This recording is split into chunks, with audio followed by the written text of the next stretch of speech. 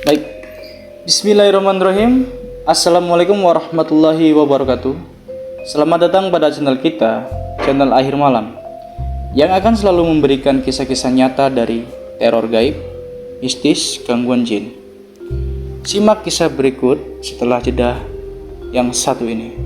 Akhir malam akan menjelang pagi.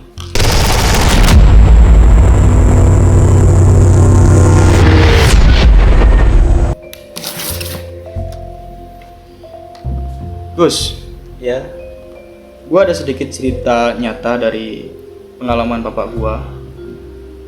Kisah ini benar-benar sangat memukul mental sampai membuat keluarga gua ini down, jadi suatu penghinaan, bahan olokan dari orang satu kampung. kok bisa?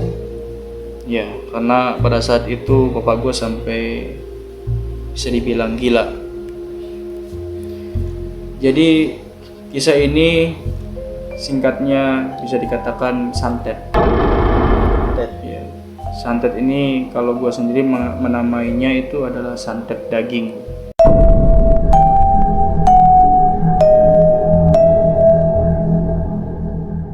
Wih, emang ada? Ada.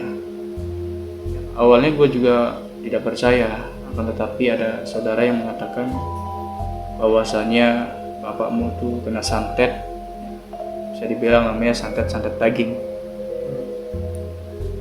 Oke penonton, sebelum melanjutkan kisah lengkapnya, pastikan kalian menonton sampai habis dan berikan penghargaan terhadap kita, yaitu berupa like, komen, dan share.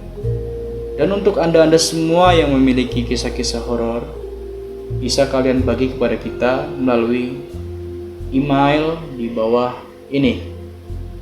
Terima kasih. Gus, Ya gimana mang?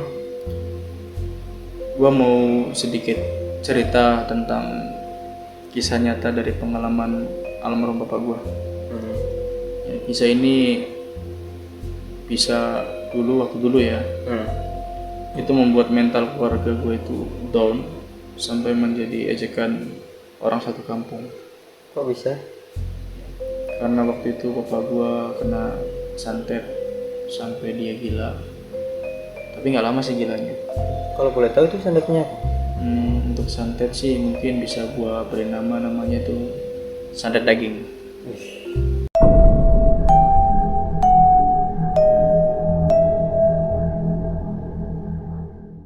Emang nggak ada santet kayak gitu?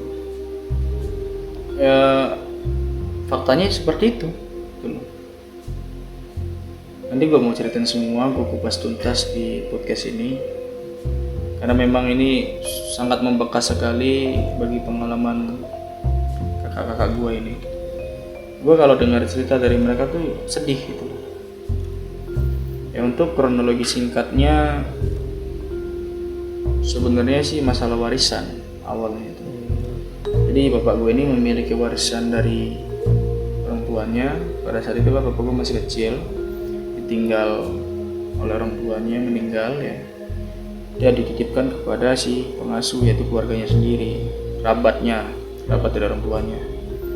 Ini dititipkan anak, mungkin gitu bahasanya ya. Ini sawah si anak ini dari orang tuanya, tapi tolong kalau anaknya udah gede dibalikin. Wasiat ya. Wasiat lah. Singkat cerita, beberapa tahun setelah itu orang desa itu mewajibkan kalau sawah itu harus memiliki surat. Dulu sawah itu nggak ada suratnya, Gus. Itu tahun 2000 ke bawah, tidak ada surat, hanya ada nama pemilik di buku besar yang ada di desa. Cuma dicatat doang Catatan doang. Dan itu kejadian gue belum lahir kan waktu itu. Gue dapat cerita ini dari keluarga gue sendiri, dari kakak gue. Pada saat itu dibuatlah surat oleh si pemilik, oleh si pengasuh atas nama dia sendiri. Dibuatlah surat itu atas nama dia sendiri, sampai bapak gue besar tidak tahu tuh kalau dia memiliki sawah. Sembunyiin kan? Singkat cerita, bapak gue ini sudah beranjak dewasa, menikah dan memiliki anak. Banyak anaknya tuh, lumayan banyak, ada 6 waktu itu. Dan dia itu main ke tempat kelahirannya, ke tempat adik-adiknya yang tinggal di situ. Ya, adiknya tinggalnya tuh masih di kampung orang tuanya di situ. Satu kota. Bapak gue main, dan bapak gue tuh diberikan informasi dari tetangganya bahwasanya dia itu memiliki sawah warisan Dari orang tua. dari orang tuanya. Bapak gue bingung.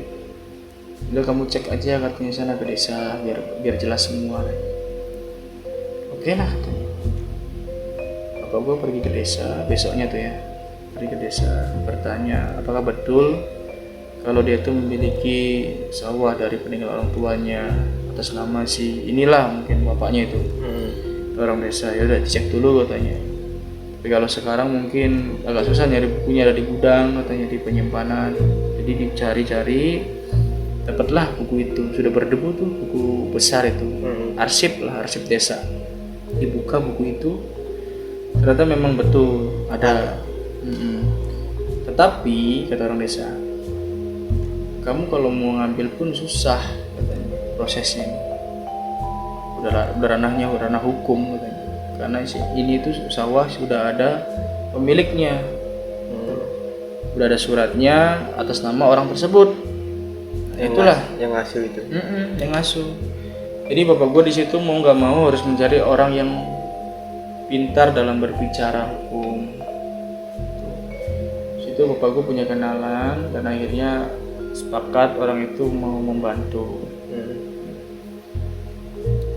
Di situ entah kenapa beberapa hari setelah kesepakatan itu, sampai mungkin bapak gue udah pernah ke rumah si pengasuh itu ya dengan temannya tersebut, berbincang-bincang, jangan sampai ke hukum lah, kalau bisa terbuka aja gitu, gimana Berkeluarga gitu. Akan tetapi beberapa hari setelah itu bapak gue merasa aneh, sakit, panas gitu. Dan yang paling parah itu bapak gue sampai gila. Bapak gue sampai gila. Bapak gue tuh satu-satunya orang yang menghasilkan uang untuk keluarganya makan. Pekerjaan bapak gue itu nelayan, mencari ikan, kemudian membuat batu bata sendiri di halaman rumah itu. Di halaman rumah itu memiliki lubang buat ngaduk tanah itu.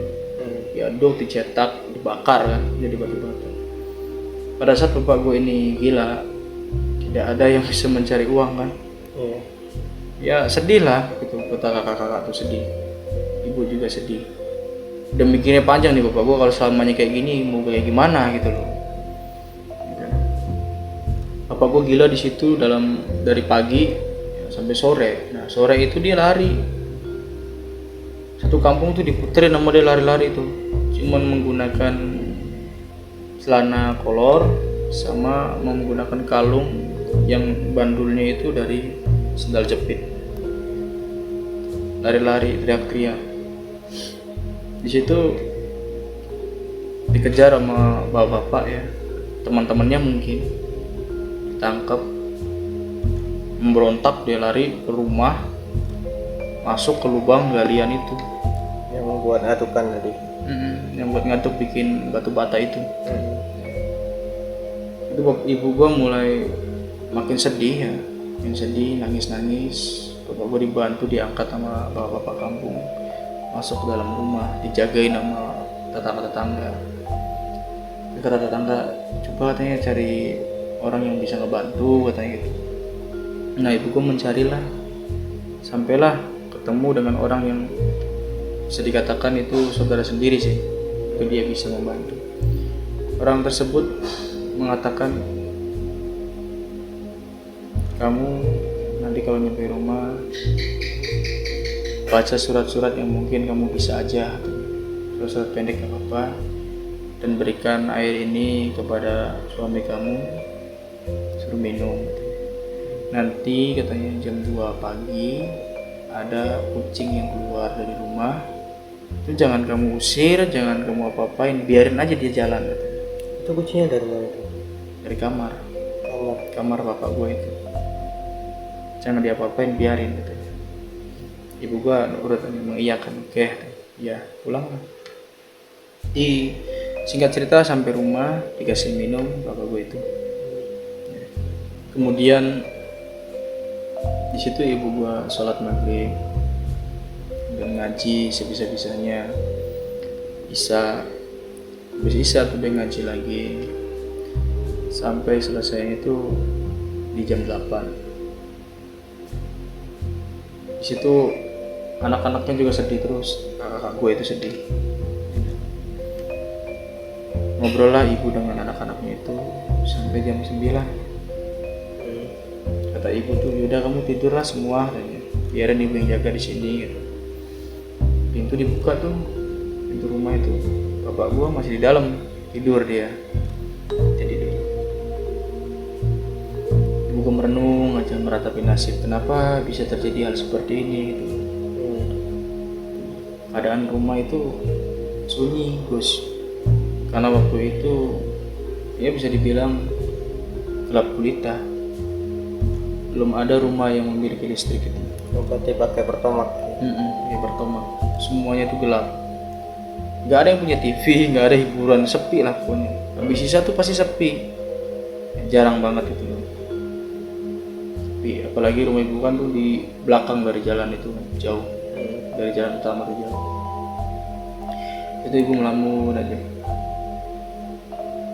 Terus dari waktu ke waktu dilalui, tiba-tiba ada yang jalan tuh di kegelapan itu. Apa itu?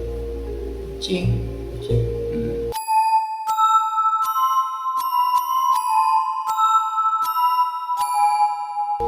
Kucing keluar, bener-bener keluar itu. Kalau nggak salah warnanya itu putih, keluar dari kamar itu. Ibu gua baru inget tuh, oh iya jam 2 katanya nanti ada yang keluar kucing. Ya bener, kucing itu keluar. Tapi itu masuknya dari mana? Ibu gua nggak tahu gitu, nggak ada kucing masuk, dia nggak melihara kucing, nggak tahu kucing dari mana. Tiba-tiba dari kamar buat tidur itu keluar, ya di bawah sinar petromak itu.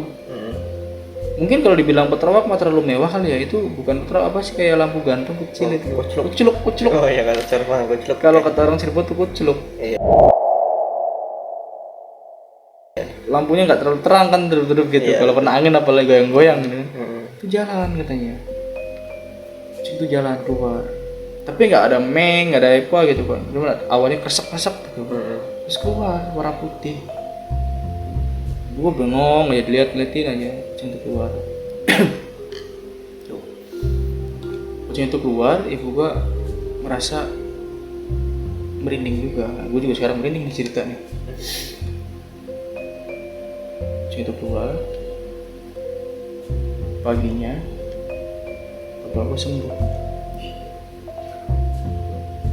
Bapak gue sembuh di situ. Tapi sembuh itu nggak langsung dia kerja atau apa, itu nggak, dia merenung, bingung dia tuh, bingung. Setelah kejadian itu makin horor rumah itu. Makin jadi yang ngirim itu.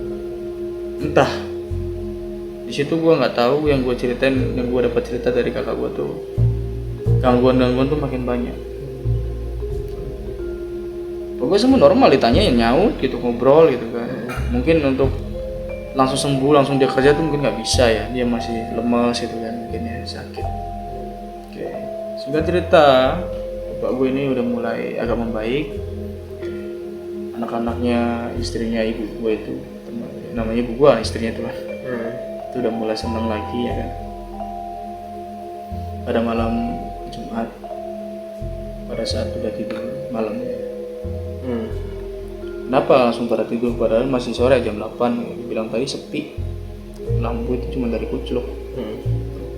Bapak gue juga istirahat, mungkin biasanya kerja, nyari ikan, berangkatnya subuh jam 3, jam 4, sekitar jam segitu berangkat. Jadi jam 6 pagi itu udah dia tebar jala atau apa di pinggir laut itu. Dulu kan di Cirebon itu banyak banget kepiting, lobster itu. Iya. Banyak lah. Di situ tidur, ibu dan bapak gue itu kan di kamar, anaknya 3 orang di kamar tamu, ruang tamu, sisanya di kamar nomor 1. Mbak gue ini pada saat tidur dia apa namanya, kalau kata orang Cirebon tuh ngelilir. Gila. Apa sih namanya ngelilir itu? Ngelindur. Bukan lindur, kayak orang terbangun itu loh. Oh, terbangun. Ya terjaga lah. Mm-mm. Bahasa Indonesia itu terjaga. Dia sedikit membuka mata pada saat dia miring kanan tadinya tidur tuh ya, sama saudaranya tuh. Dia buka mata ngadap ke kiri. Nah pada saat ngadap ke kiri, nah dia kan tidur gak pakai kasur yang tinggi, nggak kayak kasur lipat aja lah. Di samping itu ada kilempot.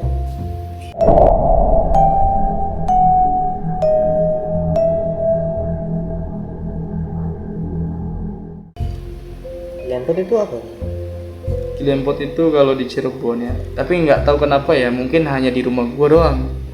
Karena gua tahu nama kilempot tuh cuma dari bapak gua. Kilempot itu. Kilempot ini sosoknya itu seperti kakek-kakek gemuk.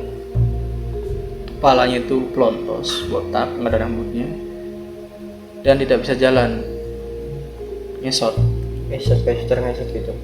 Ya tetapi dia laki-laki itu loh, kilempot, Oh, lempot. kilempot. Kepalanya botak, jalannya ngesot, dia menggunakan sarung. Dia pakai sarung tuh apa ya? Dipakai ya kan? Dia duduk di gini dipakai, terus dikerudungin gitu gini. Oh, jadi tutupin gitu. Cuma kelihatan gini doang. Mukanya doang. Tuh, kadang-kadang orang tuh ngeliat dia sarungnya disampingin gini gitu kan. Jadi kelihatan botak. Bukan orang sih, bapak gue yang lihat. Tak gitu. Makanya tadi gue mengatakan dia tuh nggak ada rambutnya gitu. Ada satu mbak gue tengok kanan, tengok kiri, dia ngeliat si kilempot itu. Dari situ mbak gue langsung tegang, langsung panik, langsung belok kanan lagi, tidur dia, paksain untuk tidur. Singkat cerita paginya itu ngobrol lah sama ibu, bu gini. Ibu gue juga kaget. Ceritalah ke bapak pulang sore itu. Bapak gue di situ cuma bilang itu mah gak apa-apa katanya, teman saya katanya. Ibu gue kaget dong. Teman gimana katanya gitu. Udah gak usah dipikirkan katanya, gak apa-apa. Bapak gue cuma santai doang anggapan itu. Gue bingung kok suamiku jadi kayak gini kali ya. Kenapa gitu? Nah ibu gue di situ cuma udahlah biarin. Berarti semenjak kejadian itu dia kebuka gitu, bisa melihat keutuhan kamu. Nggak tahu, cuman dari pengakuan si bapak itu teman saya katanya. Ibu bingung juga kan. Nah, sebenarnya kejadian ngelihat kilempot ini 1 bulan setelah kejadian bapak gue sembuh itu Gus. Lama gitu. Mungkin ya lumayan lama lah, bisa dibilang itu lama. Nah sorenya itu kan pulang jam 4 ya cerita itu ya. 5:30 bapak gue nih siap-siap mandi mau sholat ke musola. Batu bata yang dia susut lagi dibakar itu kan apinya kecil ya, karena gabahnya itu, tahu gabah? Ya yang itu kasih kulit padi itu kan udah mulai menjadi arang ya, udah mulai gosong, redup. Bapak gue baru jalan beberapa langkah dari rumah itu mau ke musola, 5:30 mau maghrib itu. Itu api tiba-tiba bus. Itu kena angin apa? Nah itu bapakku kaget, kok nggak ada angin kok tiba-tiba bus katanya gitu. Yang tadi kecil tuh bus lagi sampai 3 kali. Bapak gue lihat ternyata si kilempot ini lagi nyium. Nah kalau ini gue pernah dengar dari almarhum bapak gue juga, pernah cerita langsung ditiup bus, api itu langsung bus gitu. Langsung gede.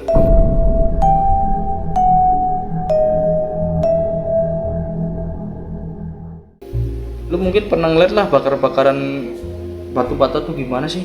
Iya, aku kebakar semua kan, gede langsung nyala semua, bus gitu.